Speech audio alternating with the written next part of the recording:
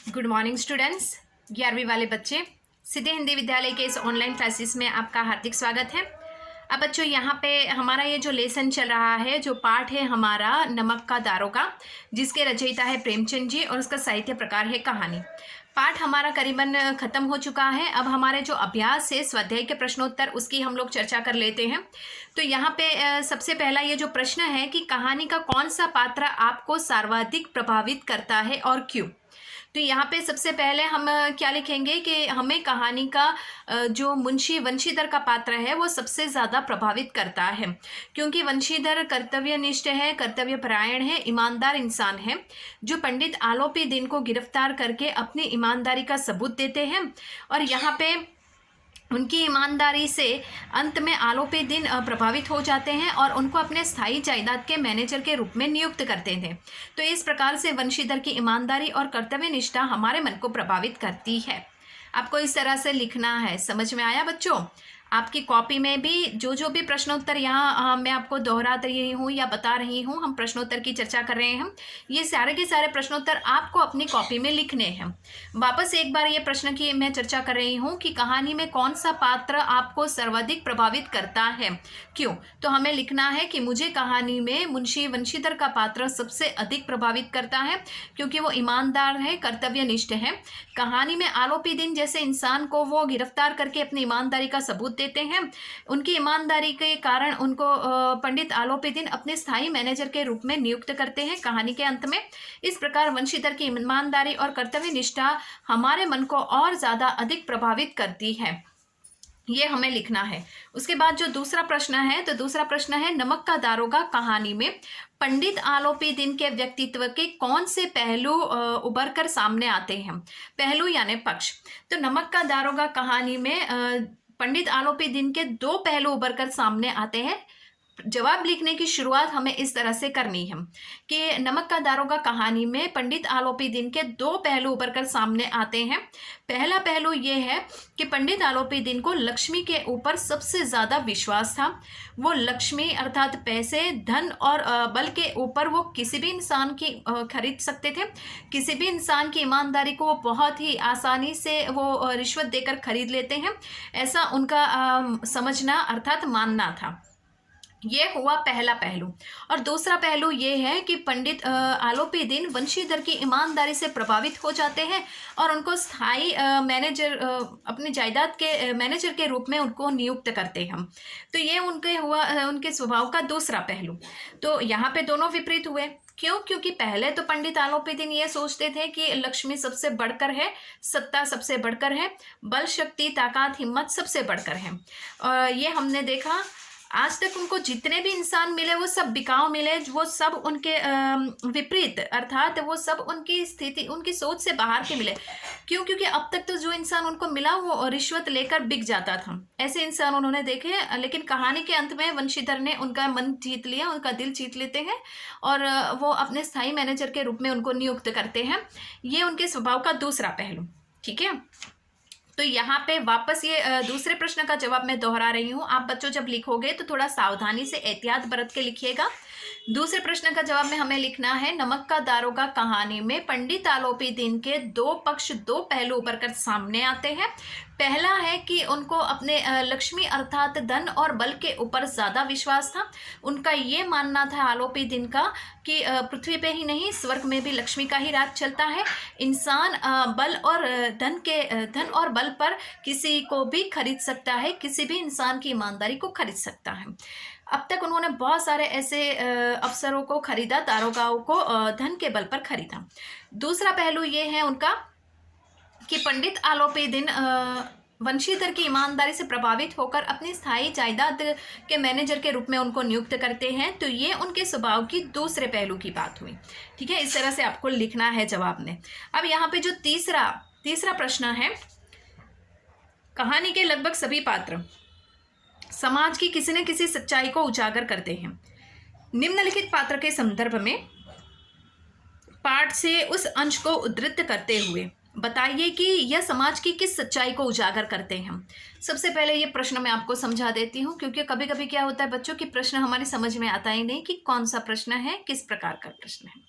तो यहाँ पे ये जो तीसरा प्रश्न है, तीसरे प्रश्न में कि ये कहानी जो हम पढ़ रहे हैं बच्चों, इस कहानी में कौन कौन से ऐसे समाज से जुड़े हुए पात्र हैं जो समाज को उभारने का काम करते हैं, जो समाज को थोड़ा अलग प्रकार का बनाने का काम करते हैं। हमें वो 3 नीचे दिए ही हुए हैं, हमें सिर्फ उसको समझाना है विस्तार से। पहला है वृद्ध मुंशी क, ख है वकील और ग है शहर की भीड़।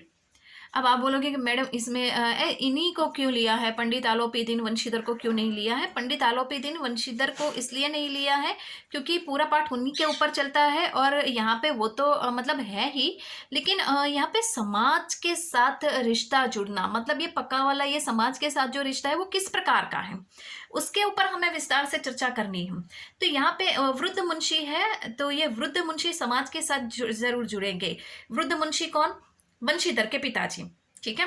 तो वृद्ध मुंशी ये जो का है, तो उसमें हमें किस प्रकार से लिखना है कि नमक का दारोगा कहानी में वंशीधर के जो पिताजी हैं मुंशी, जो मुंशी का काम करते थे, अब वो यहाँ पे अपने बेटे को वंशीधर को वो भ्रष्ट बनने का, यहाँ पे भ्रष्टाचार करने का मार्ग बताते हैं। एक पिता ही अपने बेटे को भ्रष्टाचार के मार्ग पे चलना सिखाते हैं।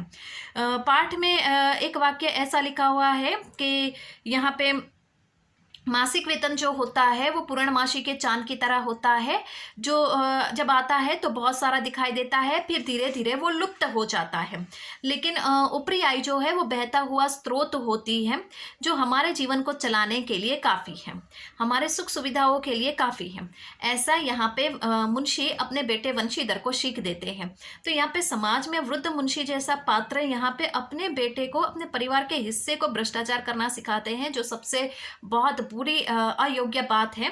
तो यहाँ पे हमें इस तरह से यहाँ पे वृद्ध मुंशी में लिखना है।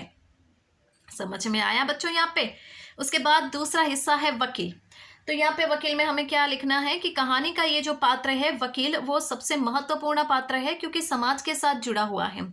यहाँ पे वकील जो होते हैं वो न्याय अन्याय को नहीं देखते हैं, योग्य अयोग्य को नहीं देखते हैं, जो गैर कानूनी अर्थात कानूनी है उसको नहीं देखते हैं।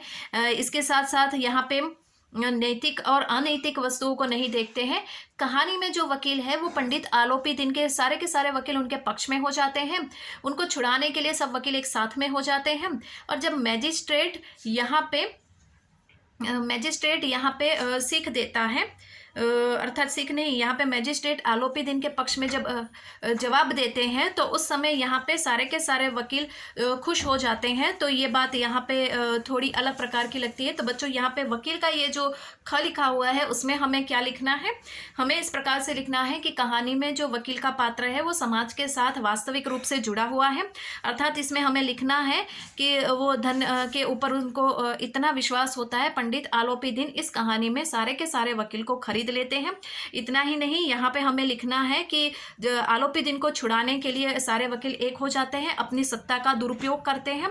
और यहाँ पे हमें लिखना है कि जब आलोपीदीन को बरी करने के लिए मैजिस्ट्रेट जो होते हैं वो उसके पक्ष में, आलोपीदीन के पक्ष में जब फैसला सुनाते हैं तो सारे के सारे वकील जो होते हैं वो एक हो जाते हैं।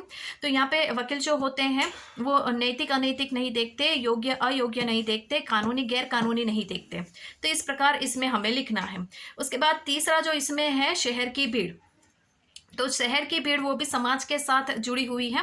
किस प्रकार से? यहाँ पे पाठ जब हमने पढ़ा बच्चों तो उसमें हमने देखा कि शहर की भीड़ में किस प्रकार से बताया गया था कि शहर की भीड़, जैसे कि आपको याद होगा कि आप पूछोगे कि मैडम ये बात कहाँ पे आती है, तो ये बात वहाँ पे आती है जब पंडित आलोपीदीन को वंशीधर हिरासत में लेकर कोर्ट में लेकर जाते हैं, उस समय की बात है।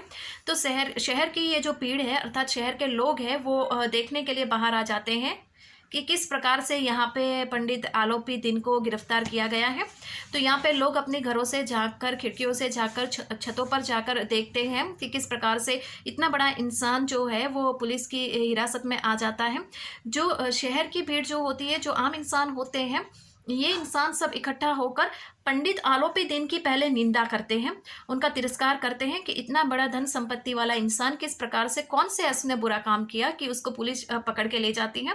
लेकिन जब आलोपी दिन अपने धन और सत्ता के बल पर छूट जाते हैं तो वही शहर की भीड़ यहाँ पे थोड़ा अलग सोच रखती है। जो पहले पंडित आलोपी दिन को कोस रही थी, अब वो यहाँ पे वंशीधर के बारे में कटु वचन बोलते हैं। तो इस तरह से लिखना है। तो यहाँ पे समाज के साथ जुड़े हुए ये तीनों पहलू जो है वो सबसे महत्वपूर्ण है। जैसे कि वंशीधर के पिताजी जो अपने ही बेटे को गलत भ्रष्टाचार का मार्ग सिखाते हैं, यहाँ पे उनको यहाँ पे भ्रष्टाचार करना सिखाते हैं जो गलत बात है। दूसरा पहलू है वकील का, जो वकील धन के बलबूते पर आलोपी दिन के हाथों बिक जाते हैं और नैतिक अनैतिक, योग्य अयोग्य नहीं देखते हैं और यहाँ पे सत्ता का गलत इस्तेमाल करते हैं। और तीसरा यहाँ पे शहर की भीड़ है। यहाँ पे शहर की भीड़ अर्थात ये जो जनता है, जो जनता आलोपी दिन का पहले उसके बारे में बुरा बोलती है, फिर यहाँ पे उनकी विजय होती है यहाँ पे तो वंशीधर के बारे में बुरा बोलना शुरू कर देती है। तो यहाँ पे बच्चों 1 से 3 प्रश्न आपको अपनी कॉपी में लिखने हैं। इसमें से हो सके कि ये जो तीसरा प्रश्न है आप बोलोगे मैडम किस प्रकार से पूछा जाए, तो आपको ये तीसरा प्रश्न पूछ सकते हैं, परीक्षा में पूछा जाए ऐसा प्रश्न है ये तीसरा प्रश्न। उसमें से कोई भी इन तीनों में से हो सके कि 2 अंकों में आपको कोई भी एक पहलू पूछे कि जैसे कि वृद्ध वंशीधर के बारे में समाज के साथ किस प्रकार से जुड़े हैं ये स्पष्ट कीजिए। वकील का पात्र नमक का दारोगा कहानी के साथ समाज के साथ कैसे जुड़ा है उसके ऊपर प्रकाश डालिए। या फिर यहाँ पे शहर की भीड़ किस प्रकार से समाज के साथ जुड़ी हुई है उसके बारे में विस्तार से चर्चा कीजिए। तो हो सकता है कि हमें इस प्रकार से पूछा जाए, तो हमें तैयारी करके रखनी है और मेहरबानी करके घर पे बैठकर ये जो मैं यहाँ पे प्रश्नोत्तर हम लोग कर रहे हैं, ये प्रश्नोत्तर की चर्चा, तो आपको वो प्रश्नोत्तर कॉपी में लिखने हैं। तो उम्मीद करती हूँ कि पहला, दूसरा और तीसरा प्रश्न आप अपनी कॉपी में लिखोगे। तब तक के लिए यहाँ पे आज इस वीडियो में हम यहीं पे रुकते हैं। आगे वाले वीडियो में हम और जो अधिक इसके जो स्वाध्याय के प्रश्नोत्तर बाकी बचे हैं उसकी चर्चा करेंगे। इसके साथ परीक्षा में पूछे जाए ऐसे कौन कौन से प्रश्न हैं उसकी भी चर्चा करेंगे। तब तक यहीं पे रुकते हैं। Thank you.